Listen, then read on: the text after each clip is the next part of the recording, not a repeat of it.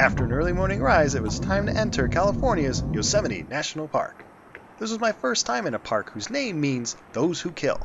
The local Indian tribe actually called it Awani, or mouth, because these large walls look like an open bear's mouth. To me, they look like one hell of a long hike, so let's stay down in the valley for now and meet some animals. This is a mule deer. Even though some might say it's only a deer, it still deserves our respect. At 3 foot at the shoulder and 200 pounds, this thing could put a hurting on you. Right now it seemed content eating grass, so I filmed it for a while, took a few pics, and was on my way. I familiarized myself with the rules of the land, which is what every smart hiker should do, especially in bear country. So I'm thinking this pie probably isn't a good idea to leave in the car. We'll throw that out. We'll get the cameras. Let's go hiking. It felt great to park the rental car and set out on foot. I love walking in adventure, because you never know what's around that another mule deer. Now this shot kind of looks like I'm sitting on a deer's back. Don't ride deer. You'll get hurt.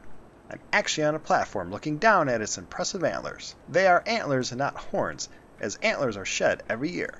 Which way do I go? Which way do I... this is a nice paved path. You don't see smooth pavement like this back in Chicago. This path led me to finding some more mule deer. You can see obviously why they got that name mule deer. They have much larger ears than the white-tailed deer I see back home. Even though like most prey species they have a great sense of hearing, their ability to smell is said to be over 1,000 times stronger than a human's. Now that's amazing. As I continued my walk, I looked around for any wildlife I could find, but was obviously hoping to see a bear or two. I looked high and low, and from left to right, and realized I was all alone and walking away from the crowds. When looking for wildlife, water is always a good place to start. Animals gotta get their drink on, you know.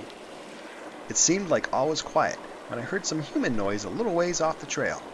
2 women were looking at something off the path they thought could be a mountain lion. Being the animal expert that I am, I told them it was a bobcat, and they walked away uninterested. I was very interested, as up till now the only wild bobcats I've ever seen were roadkill ones when I lived in Florida. I quickly put the video camera down and crouched down and grabbed a few shots. As I was squatting down taking this one, I heard something I'll never forget. One of the women called from far away, "Sir, there's a bear behind you." Now, the first thought I had was I was going to turn around and see something like this, a big bear with a very hungry look on its face. But instead, I turned around and saw this, a young bear running just 2 feet behind me, most likely scared from hikers coming up on the path. I had my long lens on, but did my best to get a few quick shots. I thought that maybe Mama Bear was also around, so I quickly got back onto the trail as my heart rate slowed down. I decided to take in some more iconic scenes of Yosemite. This place is beautiful, and I'm glad it hasn't been bulldozed down to make another Walmart. I spent the rest of the day hiking and more hiking until it was time to go to camp in Curry Village. Alright, home sweet home. Put your trash in the bear thing. And the good thing is I'm not by any trash cans. Oh crap. I read the rules of the camp. Good. Yep. Good. Looks good. And passed out. Eager to start another day of hopefully seeing more bears. Thanks for watching.